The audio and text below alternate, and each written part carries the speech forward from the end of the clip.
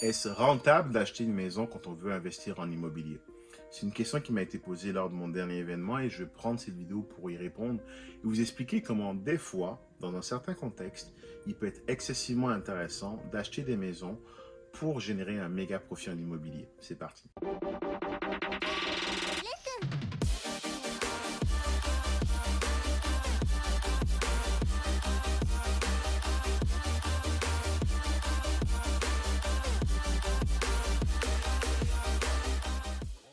Salut, je m'appelle Uriel Bigot, je suis un investisseur en immobilier, j'investis essentiellement dans le multilogement et on se retrouve d'ailleurs aujourd'hui dans l'un de mes bâtiments qui est en cours de méga rénovation. Et lors d'un événement que j'ai organisé la semaine dernière, on me demandait s'il était rentable d'acheter des maisons ou des jumelés pour investir en immobilier. D'abord, il faut commencer par définir ce que c'est que la rentabilité. La rentabilité, c'est si je mets 10 dollars sur la table, à combien ce 10 dollars est en mesure de me produire.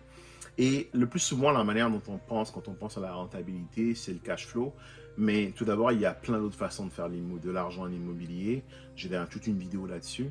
Il n'y a pas que le cash flow. Il y a la prise de valeur du bien, il y a le remboursement de la dette qu'on a sur ce bien. Et bien sûr, il y a tous les avantages fiscaux qui viennent avec de l'immobilier. C'est ce que j'appelle les 4 leviers qui permettent de créer de la richesse en immobilier. Donc, c'est sûr que si on regarde uniquement celui qui est associé au cash flow, on aura tendance à se dire que non, acheter une maison ou une résidence principale n'est peut-être pas forcément un bon investissement parce que très probablement, surtout sur une maison, vous n'aurez pas de cash flow, bien au contraire, vous aurez un cash flow négatif.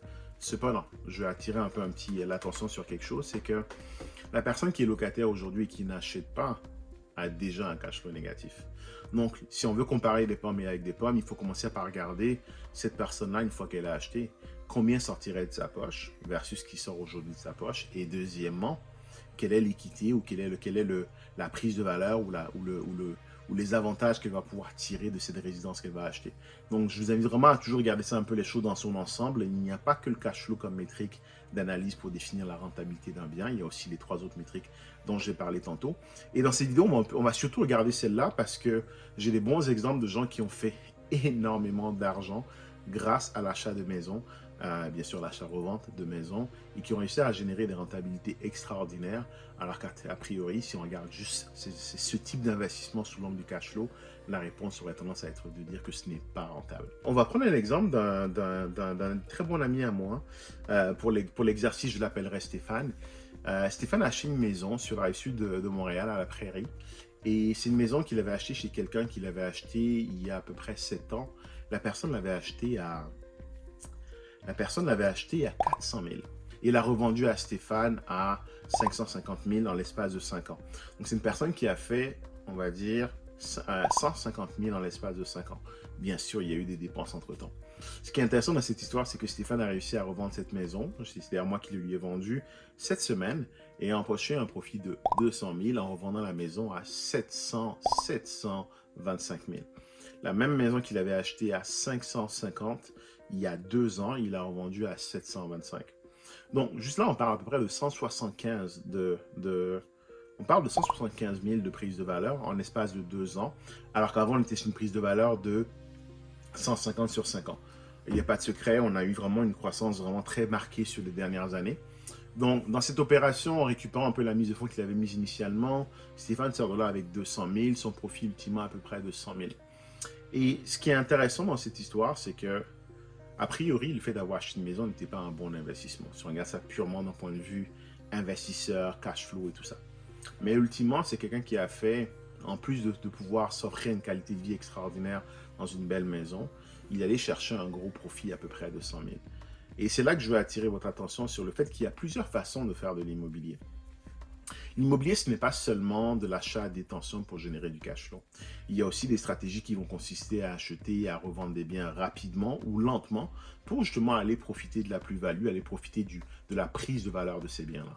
Maintenant, dans le contexte de Stéphane, effectivement, en 2 ans, il y a eu une très forte prise de valeur et ce n'est pas quelque chose qui va arriver systématiquement.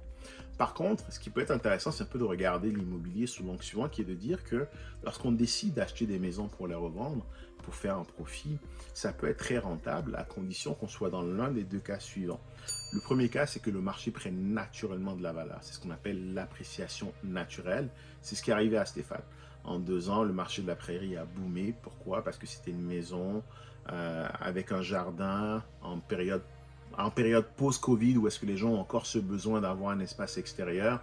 Dans un marché où est-ce qu'il y a très peu de biens à vendre, les valeurs ont explosé. Donc, c'est ce qu'on va appeler l'appréciation naturelle. Maintenant, il y a un deuxième type d'appréciation. Il y a l'appréciation forcée.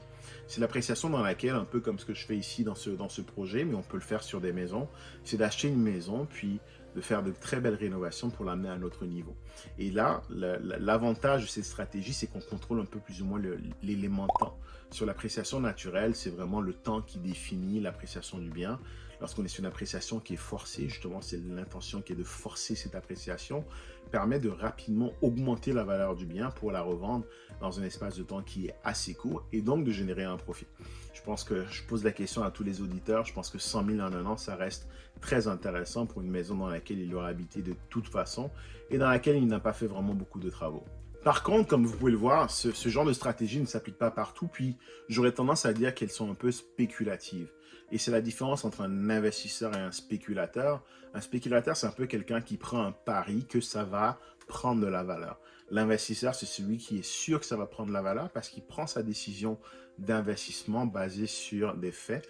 Et effectivement, dans le cas de la maison, du jumelé, dans le cas de la question qui m'a été posée, à laquelle je réponds aujourd'hui, on est un peu plus sur de la spéculation. Cependant, quand on regarde certains éléments et si on choisit bien la localisation du bien, alors on se retrouve dans une situation où est-ce que le risque de ne pas voir cette appréciation se réaliser est très faible. Je m'explique. Donc, si votre question est de savoir s'il est rentable, face value, comme ça, d'acheter une maison, non, a priori, d'un point de vue cash flow, ça ne le serait pas. Par contre, d'un point de vue prise de valeur et capacité de le revendre très cher ou plus cher après, oui, ça peut être un très bon investissement, à condition de respecter les règles suivantes. S'assurer d'acheter un bien qui est en forte demande. Donc, si vous allez acheter, par exemple, un studio sans balcon en pleine période de Covid, bonne chance pour le revendre à une valeur supérieure. Non, l'idée, c'est plutôt d'aller chercher un bien qui correspond aux besoins du marché. Donc, une maison, par exemple, avec un grand jardin ou même un condo avec une terrasse va être un bien qui va avoir une très forte chance de prendre de la valeur parce qu'il est en forte demande. Ou sinon, il faudrait par exemple aller regarder un bien qui est excessivement bien situé, donc une maison de 3 chambres, voire 4 chambres, à côté d'une école. À côté d'une école qui est bien classée. C'est un bien qui va aussi se vendre beaucoup plus cher avec le temps parce que vous aurez constamment cette demande qui va venir de familles qui veulent habiter dans le secteur pour être proche de cette école.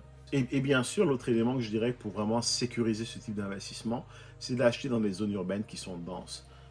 Acheter une maison en pleine campagne sans qu'elle ait un atout particulier comme la possibilité de la louer en location courte durée ou une vue extraordinaire sur une montagne, va avoir peu de chances d'être revendue à un bon prix. Par contre, si c'est une maison qui est sur un flanc de montagne avec une vue extraordinaire, avec un grand terrain où est-ce que les enfants peuvent jouer, là tout de suite vous venez d'acheter un bien où est-ce que le volume de personnes potentielles pour l'acheter est élevé. On parle ici bien sûr de familles avec enfants qui veulent profiter de la nature.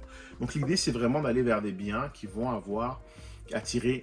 attirer énormément de monde lorsque vous allez vouloir les revendre et c'est comme ça que vous allez vous assurer, c'est l'offre et la demande. Hein. Donc si vous êtes en mesure d'acheter un bien qui va avoir une très forte demande, et surtout dans un marché dans lequel l'offre est faible, vous allez du coup maximiser votre capacité à le revendre beaucoup plus cher.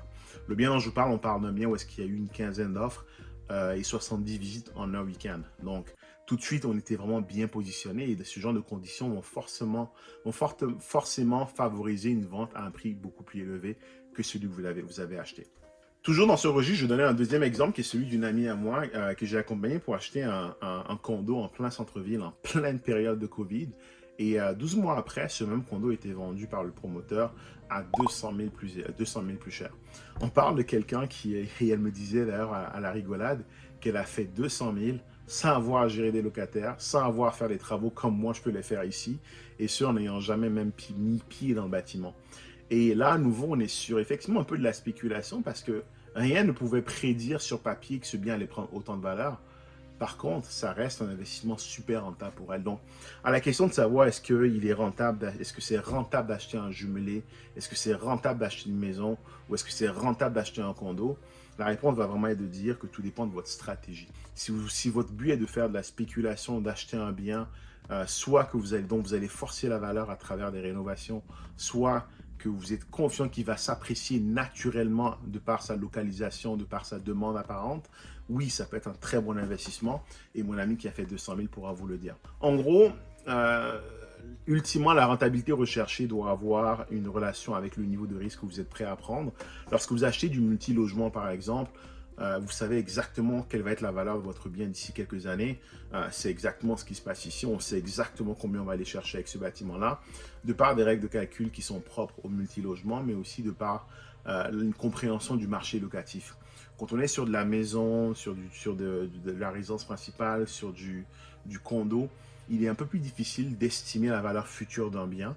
Et donc, on est un peu plus sur du spéculatif. Et comme je l'ai expliqué dans cette vidéo, si vous prenez les bonnes démarches pour vous assurer de choisir des biens qui sont en forte demande et qui seront en forte demande, vous venez donc de fortement réduire votre risque. Vous n'êtes plus dans la spéculation, mais bien dans de l'investissement. Et vous serez en mesure de dégager des profits intéressants lors de la revente de ces biens. Voilà, ça fait le tour de la vidéo. Si vous avez aimé la vidéo, je vous invite à faire 3 choses. Premièrement, à vous abonner à ma chaîne si ce n'est pas encore fait.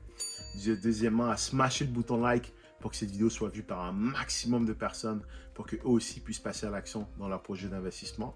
Et troisièmement, si vous souhaitez faire des acquisitions, que ce soit des maisons ou des condos dans la région de Montréal, je vous invite à contacter mon équipe. Vous trouverez un lien dans la description et on se fera un plaisir de vous accompagner dans votre choix de localisation, dans votre choix de bien, afin que vous aussi, vous puissiez aller chercher un méga profit. C'était Uriel, à une prochaine pour une prochaine vidéo.